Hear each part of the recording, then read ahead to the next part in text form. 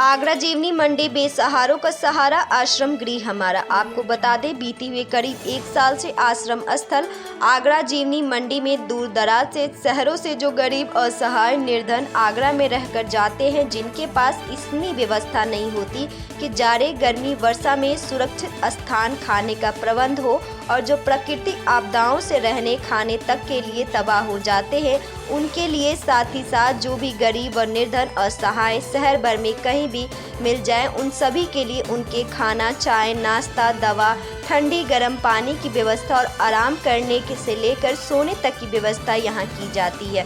आश्रम स्थल जीवनी मंडी आगरा में मुख्य प्रबंधक डॉक्टर महावीर सिंह राजपूत ने बताया कि भारत में पहली बार उत्तर प्रदेश सरकार ने आगरा में पहल करते हुए इस आश्रम स्थल को बहुत सुविधाजनक और भव्य बनाया है, जिसमें 100 व्यक्तियों के रहने के अलावा और भी 50 व्यक्ति आसरा ले इतनी पर्याप्त व्यवस्था है। सभी के ठहरने का पर्याप्त स्थान है और आगे कहा कि सरकारी प्रबंधन का पूरा सहयोग मिलता है, जिसमें नगर निगम, पुलिस आयुक्त से लेकर सभी विभागों के अधिकारियों का भरपूर सहयोग रहता है।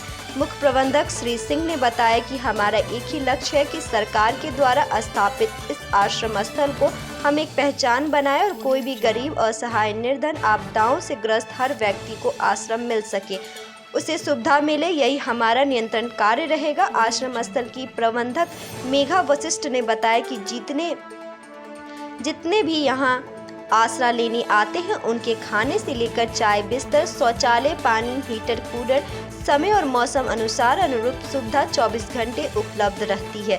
तमाम समाज सेवी और प्रबंधन से जुड़े व्यक्ति शहर भर में भ्रमण करते हुए असहाय निर्धनों को देखते ही आश्रम स्थल तक लेकर आते हैं, जिससे यहाँ देखभाल हो सके। BNY न्यूज के लिए आगरा से आरती यादव की रिपोर्ट। अपने इस शेल्टर होम के बारे में जानकारी दीजिएगा, पब्लिक की, जनता की किस प्रकार से आप सेवा कर रहे हैं। देखिए, ये आपको पहले बताऊं, सरकार ने इस शेल्टर होम को आगरा में सबसे भव्य बनाया है। हमारे 100 बेड की जैसे सारी सुविधाएं इसमें 100 बेड का है। हम इसमें 100 बेड जरूर हैं, लेकिन इसमें 50 लोग को रोक सकते हैं, इतनी सुविधा है। हॉल भी है हमारे पास पर्याप्त मात्रा में। हमारे पास रुकने की व्यवस्था के साथ साथ खाने की सारी व्यवस्था रहती है। जो लोग हमारे यहाँ आते हैं सबको पहले भोजन भी कराते हैं निःशुल्क, कंबल भी देते हैं, सारी व्यवस्थाएं जो सर्दी में होनी चाहिए, हीटर से लेकर गीजर तक सारी व्यवस्थाएं।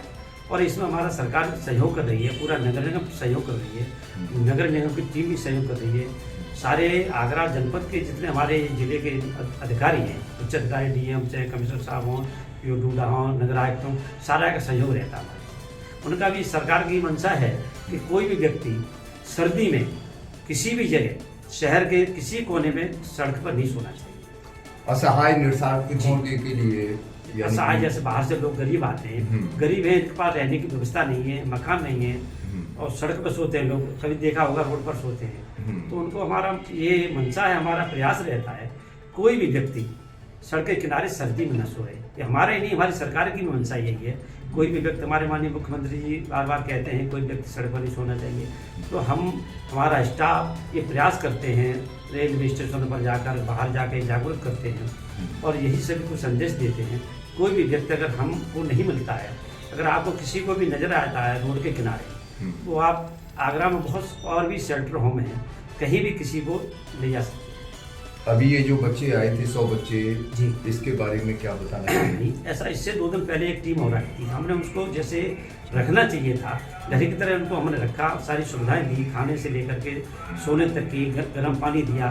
तो उनको ये परिचय किसी ने बताया होगा, आप जहाँ आगरा जाइए आपको लगेगा नहीं हम शेल्टर होम में सोए हुए हैं। तो इस तरीके ये लोग आए, हम शाम को आ गए थे। जैसे ये लोग आए, हमने सबको चाय की व्यवस्था कराई, उसके बाद शाम को भोजन भी कराया, सुबह भी सबको भोजन कराया। भोजन करने के बाद सब पूरे तैयारी के साथ आप अपने टूर में गए। अभी शाम तक कहीं भी जा सकते हैं, किसी प्रकार की इनको खाने की दिक्कत नहीं है। जैसे बाहर से तमाम में से इस प्रकार के टूर वगैरह आते हैं, जैसे अनाथ आश्रम से संबंधित या वहाँ से संबंधित, या जैसे आपदाएं वगैरह हो जाती हैं शहर के अंदर, उनसे संबंधित, जैसे अभी घटिया आजम खां पे अभी हमारे यहाँ फैमिली रुकी हुई है मेरी। हाँ, इस तरीके से अगर कोई भी आता है, हमको इसी तरीके से उनकी सेवा करेंगे और सेवा करने का हमको बहुत अच्छा लगता है कि हमको मौका मिला है सेवा करने का, तो हम प्रयास करेंगे हमको इस तरीके से सेवा करने का भाई साहब, जो आपका स्टाफ लगातार यहाँ पर रहता है सेंटरों में? हाँ, हमारा स्टाफ 24 घंटे रहता है। 24 इसी वक्त आप आइए, चाहे 24 से आपको सुविधा मिलेगी। लगभग कितना स्टाफ यहाँ पर? अब इस समय 6 लोग रहते हैं। 6 लोग। ठीक है। शेल्टर होम की विशेषताओं के बारे में बताइए, जो जनता को मालूम हो कि यहाँ कौन कौन सी सुविधाओं से युक्त जो है ये शेल्टर होम आप चला रहे हैं। मैं मेघा वशिष्ठ यहाँ प्रबंधक का कार्य करती हूँ। मेरे यहाँ आप किसी भी समय आ सकते हैं, कोई भी आइए, किसी भी समय पर विजिट होगी। हम 24 घंटे तत्पर रहते हैं। सारी सुविधाएं उपलब्ध हैं। बच्चों को बच्चे हों या बड़े हों, सबको सोने के लिए कंबल और ये गीजर है और हीटर है, खाने की सारी सुविधाएं उपलब्ध रहती हैं। मतलब मौसम से संबंधित हाँ, सारी बातें जैसा अनुकूल मौसम होता है वैसी सारी सुविधाएं उपलब्ध होती हैं। हमारा अधिक से अधिक प्रयास होता है कि हमारे वहाँ आए हुए अतिथियों का हम सम्मान करें, उनको बिठाएं, उनको खिलाएं। तो बाहर जैसे लोग बाग सड़कों पे, फुटपाथों पे इधर उधर सोते हैं, उनको खोजबीन किस प्रकार से आप करवाते हैं? किस हमारी प्रकार से टीम आपको ये जाती है। जानकारी होती है? हमारी टीम जाती है हॉस्पिटलों में और ये रेलवे स्टेशन, बस स्टैंड और फुटपाथ पे जो भी दिखते हैं लोग, उनको लेके आते हैं, यहाँ पे खिलाते हैं, उनको खाना की सारी व्यवस्था देते हैं। लगभग कितने समय से ये सेंटर होम का संचालन हो रहा है?